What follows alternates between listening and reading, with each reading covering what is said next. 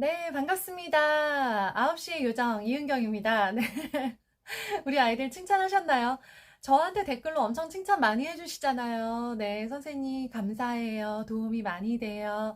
네, 표정이 밝으세요. 막 이렇게 칭찬 많이 해주시는데요. 이 칭찬을 우리 아이들에게도 더 많이 많이 해주셨으면 좋겠습니다. 네, 저는 이제 중등 두 아이의 엄마다 보니까 나름 최선을 다해서 제가 할 수 있는 그런 경제적인, 시간적인 여유 안에서는, 여건 안에서는 최선을 다해서 노력을 했음에도 불구하고 중등 생활이라고 하는 게 너무 막막해 보였기 때문에 초등에서 무엇을 준비할수록 중등에서 유리하겠다라고 하는 점이 늘 좀 답답하고 힘들었어요.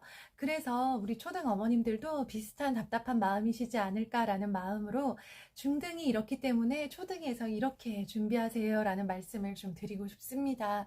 초등 시기에 이게 많을수록 무조건 유리해요. 네, 뭐죠? 학원 개수? 네. 문제집 개수? 네, 자격증? 네. 저 그런 사람 아닌 거 아시잖아요. 네.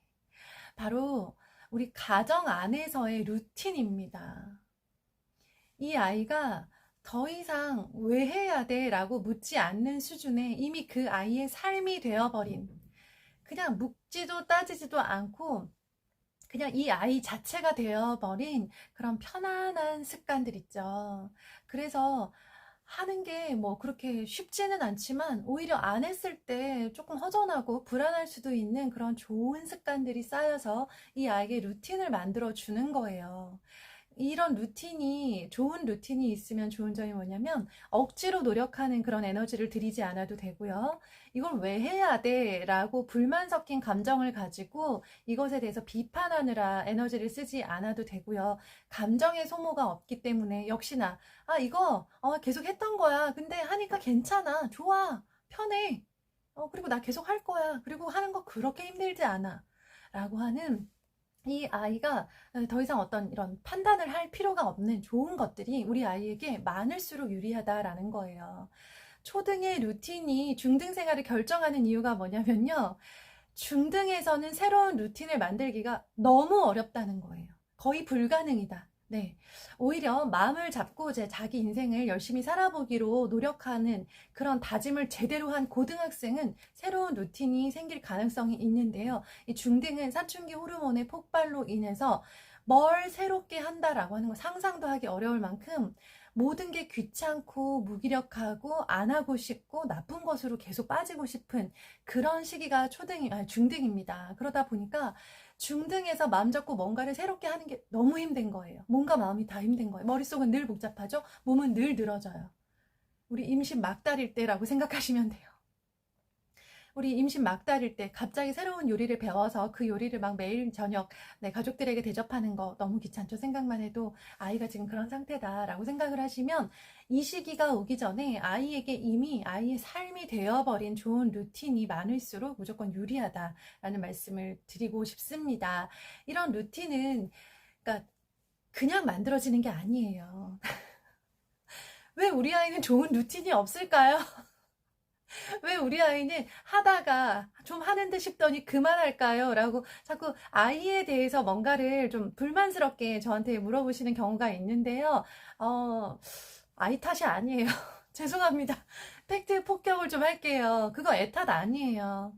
왜냐하면 좋은 루틴이라고 하는 것은 단시간에 마음을 먹었다고 해서 혹은 머리가 좋거나 혹은 공부를 열심히 했다고 해서 만들어지는 게 아니기 때문이에요. 그런 것들은 단기적인 성적이라고 해요. 단기적인 성적은 언제나 누구든 초집중해서 압도적인 양으로 공부를 하면 일시적으로 얻을 수 있는 거예요. 하지만 그런 초등 시기의 성적은 그게 중등을 겪으면서 유지되지 못할 경우 결국 고등까지 연결되지 못하기 때문에 지금 우리 아이들에게 필요한 건 아이에게 좋다라고 생각되는, 유익하다, 도움이 된다, 힘이 되겠다라고 생각되는 좋은 루틴들이 시간의 힘이 필요해요. 거의 복리이자 같은 느낌이라고 생각을 하시면 돼요. 그냥 결심했다고 한 번은 할 수 있지만 이거를 꾸준히 몇 년 동안 해서 그냥 내가 되어버린 상태로 중학생이 되게 만들어주는 거, 그게 가정의 힘이라는 거예요. 그게 우리 부모님들이 지금 신경 쓰셔야 되는 것이라는 겁니다. 어떤 것이 내 안에 들어와서 받아들여지게 만드는 데는 충분한 시간이 필요해요. 처음에는 너무 귀찮고 처음에는 왜 해야 되는지 모르기 때문에 이것들을 시간이 저는 3년이라고 말씀을 많이 드립니다. 네. 가정 안에서는 3년이 가능해요. 3년 동안 꾸준히 반복했는데 루틴이 되지 않는 습관은 거의 없고요. 3년이 가정에서만 가능한 이유는 학교는 매년 선생님이 바뀌시기 때문이고 아이에 따라서는 전학을 다니기도 하고 초등학생이 중학생이 되기도 하기 때문에 일관된 교육을 기대하기 어려워요. 한 학원을 3년간 다니는 친구도 잘 없죠. 네. 그렇기 때문에 이 일관된 3년 이상의 습관을 통해 이게 이 아이의 루틴이 되도록 만들어줄 수 있는 사람은 네, 부모님이시다라는 거 꼭 기억을 하시고요. 일관되셔야 돼요. 하지만 이제 그 일관될 때 너무 부러지면 안 된다. 너무 강하면 부러진다라는 걸 이따 말씀을 드릴 거고요.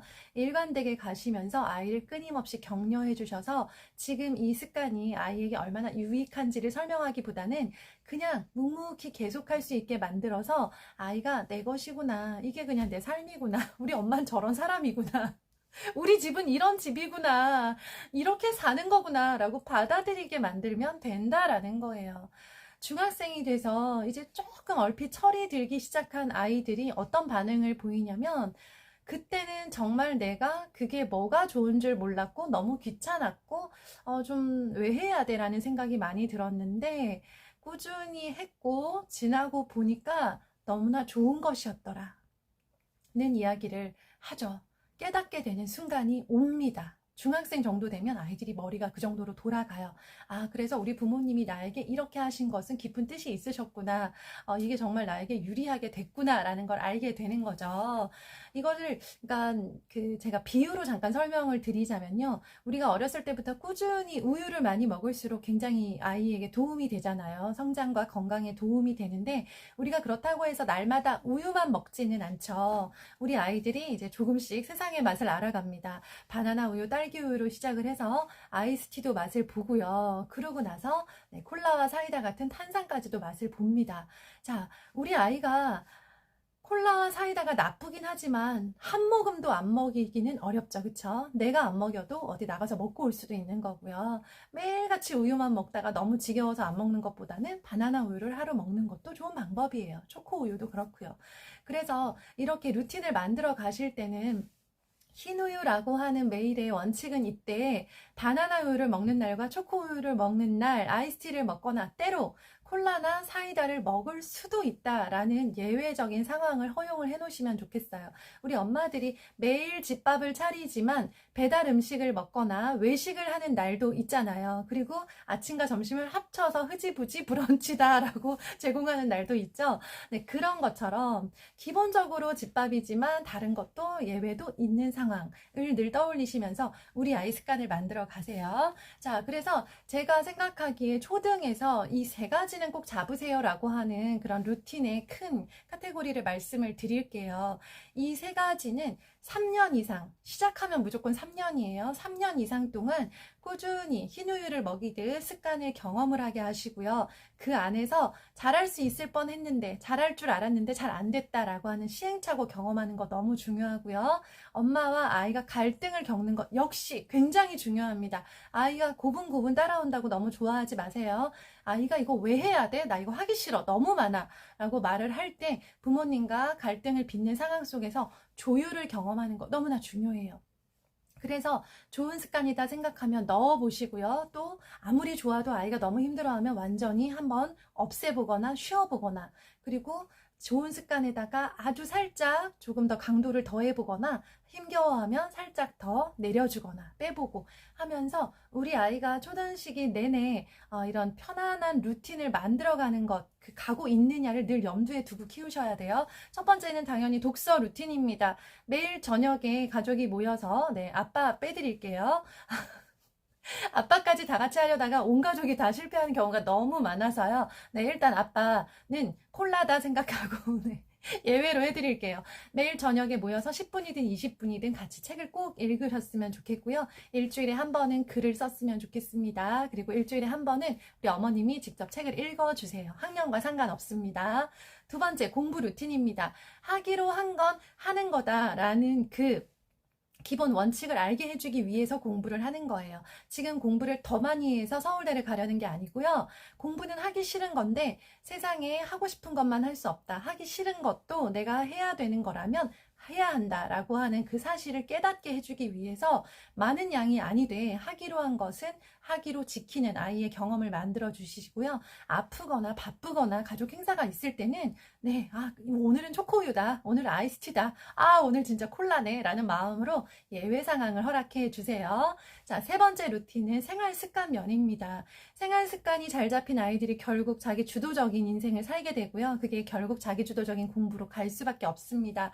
내일은 내가 한다. 이게 기본 원칙인 거예요.